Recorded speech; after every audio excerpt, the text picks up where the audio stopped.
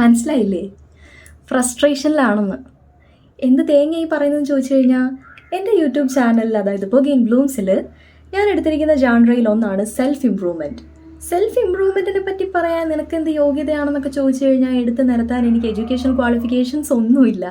പക്ഷേ എൻ്റെ ലൈഫിൽ കൂടെ കൂട്ടിയതിന് ശേഷം ഒരു ഇവല്യൂഷൻ തന്നെ സംഭവിപ്പിച്ച, ഒരുപാട് പോസിറ്റീവായിട്ടുള്ള ഇമ്പ്രൂവ്മെൻറ്റുകൾ തന്ന കുറേ ഹാബിറ്റ്സ് ഉണ്ട്. അപ്പം അതിൽ ഒന്നിനെ പറ്റി പറയാൻ വേണ്ടിയിട്ടാണ് ഇപ്പോൾ വന്നിരിക്കുന്നത്. വേറൊന്നുമല്ല, ഡയറി എഴുതുക, ജേണലിങ്. ഇതിന് നിങ്ങൾ വിചാരിക്കുന്ന പോലത്തെ ഒരു ഇമ്പാക്റ്റ് ഒന്നും അല്ല കേട്ടോ ഉള്ളത്.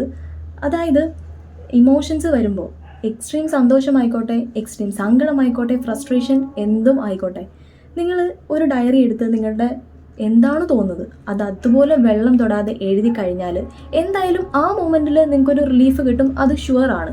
പക്ഷേ ഇതുകൊണ്ട് മറ്റൊരു ഉപയോഗം കൂടിയുണ്ട്. എന്താണെന്ന് ചോദിച്ചു കഴിഞ്ഞാൽ, ചില സമയത്ത് നിങ്ങൾക്കൊരു സന്തോഷവും ഇല്ല, ഒരു സങ്കടവും ഇല്ല, ലൈഫ് ഇങ്ങനെ ഒരുമാതിരി ഒരു നൂല് വരച്ചതിൽ പോലെ പോകുന്ന പോലെ ഫീൽ ചെയ്യുമ്പോൾ നിങ്ങൾ ഇതൊക്കെ ഒന്ന് എടുത്ത് വായിച്ചാൽ, ഇതെൻ്റെതാണ്, നിങ്ങൾക്കിതുപോലെ ഉണ്ടാക്കിയിട്ട് നിങ്ങളതൊന്ന് എടുത്ത് വായിച്ചാൽ, മോനെ, നിങ്ങൾക്ക് ഉണ്ടാവുന്ന ഒരു സെൽഫ് മോട്ടിവേഷൻ എന്ന് പറയുന്നത് അപാരമായിരിക്കും. ആരും വേണ്ട, പുറത്തൊന്നും ഒന്നും വേണ്ട. അപ്പോൾ ഇത് യൂസ്ഫുൾ ആയിട്ടുണ്ടെങ്കിൽ അഡോപ്റ്റ് ചെയ്യാം. ന്യൂ ഇയർ വരുന്നവരൊന്നും കാത്തു നിൽക്കണ്ട റെസൊല്യൂഷൻസ് എടുക്കാൻ വേണ്ടിയിട്ട്.